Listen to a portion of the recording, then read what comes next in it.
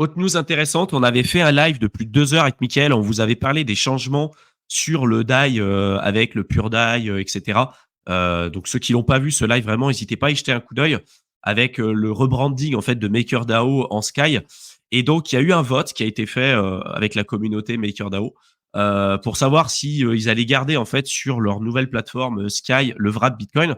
Et ils ont voté à 88% en faveur du retrait du wrap Bitcoin sur la plateforme.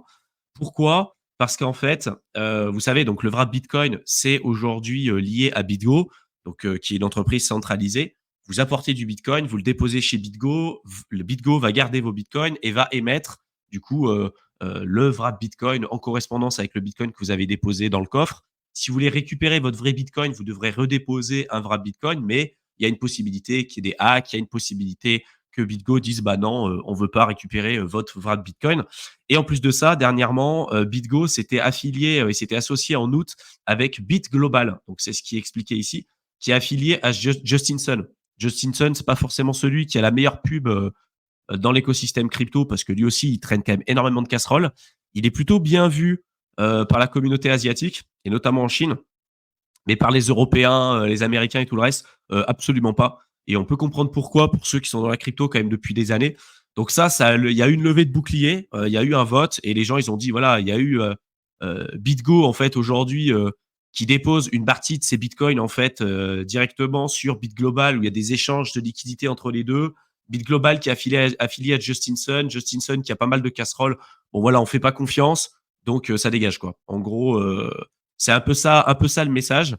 Donc je sais pas ce que tu en penses, toi, Mickaël. Est-ce que tu penses que c'est plutôt une bonne chose, le wrap Bitcoin qui soit délisté ou pas? Moi, Ouais, je alors pense. en fait, le problème, c'est que quand tu regardes la suite de l'article, ils avaient déjà fait une proposition, voilà, pour faire entrer le CBBTC de chez Coinbase et le Ouais. TBTC de chez, Threshold. Tu peux te dire au début, c'est un point de vue philosophique où on se dit: «Bah, OK, on arrête les contreparties avec du wrap BTC de manière globale» et après quand tu vois ça quelques lignes plus tard, tu t'aperçois que finalement, c'est juste une entité pour une autre et qu'ils Ah sont oui, en c'est train de clair. migrer en fonction de la réputation de l'entité. Pour moi, c'est juste, il y a même pas en fait de vrai intérêt. Oui, si effectivement BitGo est plus ou moins dans des choses qui sont, pas, très claires, effectivement, autant le sortir en termes de contrepartie. Mais pour moi, quitte à le sortir, autant faire table rase. Partir sur quelque chose de bien propre en disant: «On arrête tout simplement tout ce qui est, BTC qui est wrappé». Ouais, Tu tout vois? ce On qui est veut plus de tokenisation, contrepartie. quoi. Tout ce qui est tokenisation avec, quelque chose qui est centralisé, on fait sauter. Voilà, de manière beaucoup plus globale. Donc c'est pour ça que je suis un petit peu déçu en fait de la news de ce côté-là.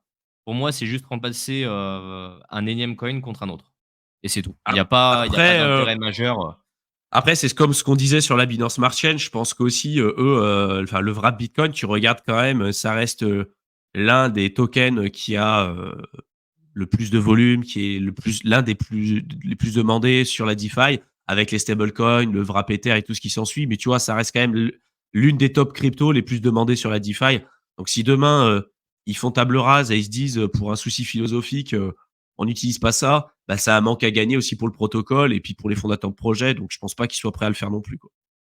ah mais c'est pour ça, tu vois? Et c'est là où je me dis, bah, quitte à faire, soit tu le fais vraiment d'un point de vue philosophique, tu fais ton vote, un vrai vote de la DAO et pas un vote qui a été, fait par, 5 personnes qui ont une quantité, astronomique de tokens et là, tu vois le côté philosophique qui va remonter parce que le côté philosophique, il a, je pense, une importance assez, il est plus important si les rendements sur le protocole ne sont pas énormément impactés. Si demain on te dit, bah, ton, MKR ou ton Sky, va perdre 30 de sa valeur parce que, bah, on n'a plus de revenus liés au VRAP BTC, les mecs, ils votent tous pour garder le VRAP BTC. Par contre, si demain on te dit, avec ou sans, il y a zéro impact sur les revenus sur le token, je pense que le VRAP BTC saute, tu vois? Ouais, mais je pense que c'est pas le cas. Je pense que ça aura forcément un impact vu les volumes du wrap BTC que tu as aujourd'hui sur les plateformes de DeFi, tu vois. Donc c'est pour ça, c'est là où je suis assez mitigé en fait, de ce côté-là. En tout cas, il va y avoir du changement. Voilà, il va y avoir du changement avec le DAI, le Pure DAI. On en avait beaucoup parlé avec Mickaël. N'hésitez pas à revoir notre live. On vous avait fait tout un descriptif là-dessus et tout ça, c'est présent sur la playlist live.